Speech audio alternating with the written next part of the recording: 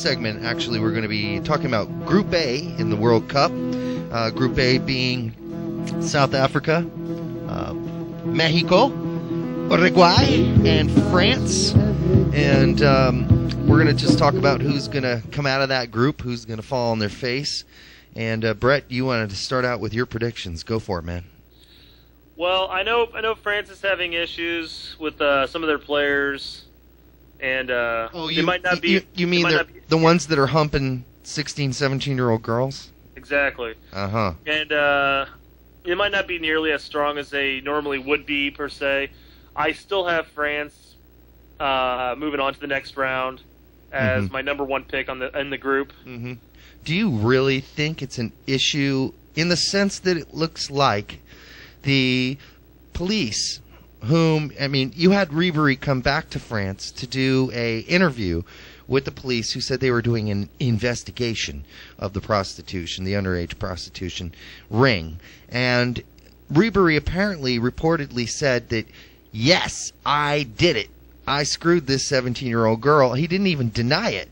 Now, typically in France, you're in jail immediately. Now, what they're saying is, the French authorities, oh, well, we're still investigating. So we didn't charge him with anything. Oh, that's convenient. So my point is, it's not an issue because Ribéry and all the other guys that get caught in this ring, they're going to get to play the World Cup, and they're not going to have to worry about this until August. I guarantee it, because it would cause a national riot if 3 or 4 of the top French players ended up in jail now and missed the World Cup. Just imagine this, Brett. Imagine if there were a bunch of bank robberies, all right? And during those bank robberies, the police decided to investigate, and they brought somebody in, and they said, well, yeah, I robbed the bank. And they said, oh, well, you robbed the bank? Oh, that's okay. We're still doing investigations. You go home. No big deal. And I'm not saying that humping a 17-year-old girl in this situation is necessarily, having sex with it is having sex with a minor. Is it having sex with a 10-year-old or 11-year-old or a 5-year-old? No, it's not. It's not the same thing. Is there gray area? Sure, there's gray area. But by French law, he broke a law. And if he was anybody else, Mr. Ribéry would be in jail right now. I just had to get that ran out. My second pick was going to be Mexico. All right. Strictly because they have a lot of young talent, and they're mixed in with a lot of veteran talent as well.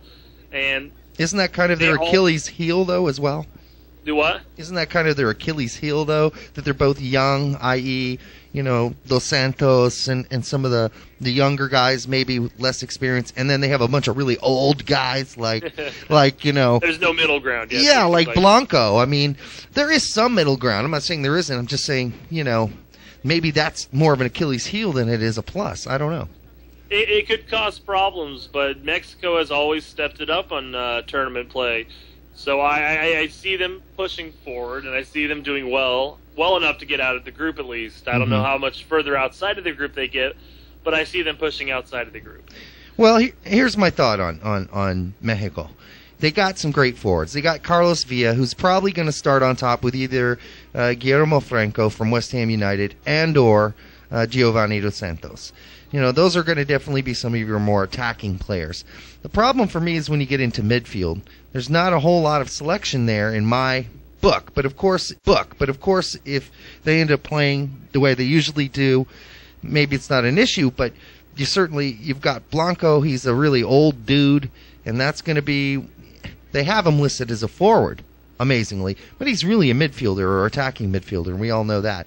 But there are just a lot of Mexican players on this team who play in Mexico, and I think maybe that might be just a little bit of a problem, especially when you're listing a guy like Jonathan Dos Santos, who plays for Barcelona. He's 20 years old. He's going to be a starting midfielder for this team. It's kind of scary.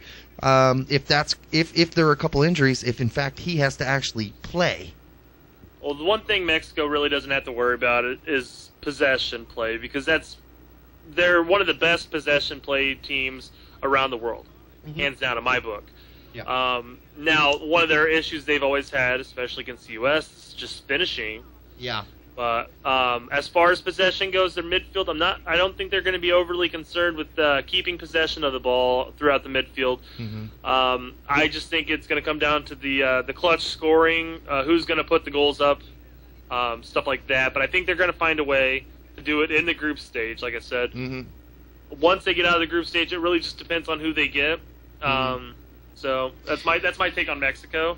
Yeah. Well, it's a good one. I mean, we know Mexico really well. We play them all the time. My only concern in Uruguay is a very good team. They've got some very nasty guys up front with especially we're talking about Diego Forlan, who plays for Atletico Madrid, and a guy named Luis Suarez, who has been scoring berserko goals. I mean, outrageous number of goals. Played 90 or so games and scored 70 goals for Ajax in the Netherlands. Those are some real tough guys to stop, and those are just the first two. We haven't even mentioned, Edison Cavani and Sebastian Abreu.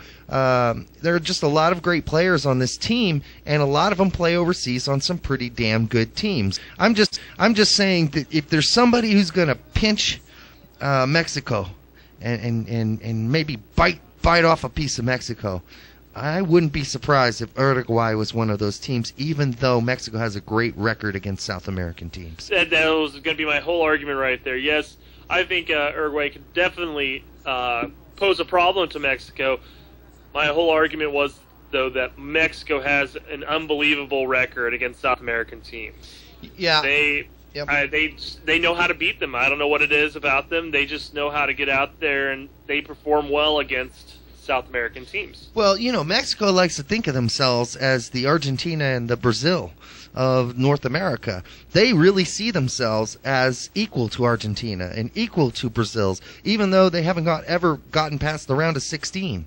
There are some weaknesses in Uruguay's team. There's no doubt about it. There are some weak points in the defensive end when you look at Uruguay. They don't have a lot of great players in the defensive end, and that's going to be their weak point. And then the big news is, for me, South Africa is going to be the first team in a long time, the first host team in a long time, to not make it to the next round. They have a decent squad. Mm-hmm. They did well in the Confederations Cup. And it really just depends on how hard they push it. I mean, they very well could possibly find a way to win, but it's unlikely. They got a pretty tough group. I mean, if you really think about it, France, Mexico, and Uruguay, that's a pretty tough trio to have when you're the host country. They're not going to get a win, frankly. I mean, let's look at one of the players. Let's just, as an example, one of the players that starts for them up top. And I'm not talking about Benny McCarthy, because we all know Benny McCarthy is deadly from his play in EPL, and he can really get on a hot streak, and he can make you hurt. But their other starting striker is Bernard Melvin Parker. He's 24 years old. He's been playing at FC Twente in the Netherlands, and he's played 10 times in 2 seasons, and he's never scored a goal. And this is a guy you are depending on, this 24-year-old kid, to start up front with a 32-year-old Benny McCarthy. It's just trouble, if you ask me. And then when you look at the midfield, you've got Steven Pienaar. That's your golden guy. The rest of the guys play in South Africa outside of De Kachoy, who plays for Fulham, and Sibaya, who plays for Rubin Kazan in Russia.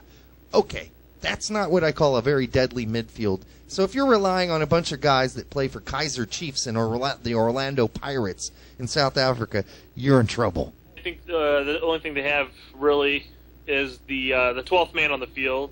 Yep. They're going to be surrounded by an entire stadium, all those horns, and maybe that's going to disorientate some of the opposing players. I don't know. So here's my quick 1, 2, 3, 4. France 1, Uruguay 2, Mexico 3, South Africa 4th. What's yours? France, Mexico, Uruguay, South Africa. All right, folks, you heard it here. Those are our picks, and I guess you can hold us accountable much later. But that's the end of this segment, and we'll be back, I guess, for Group B soon.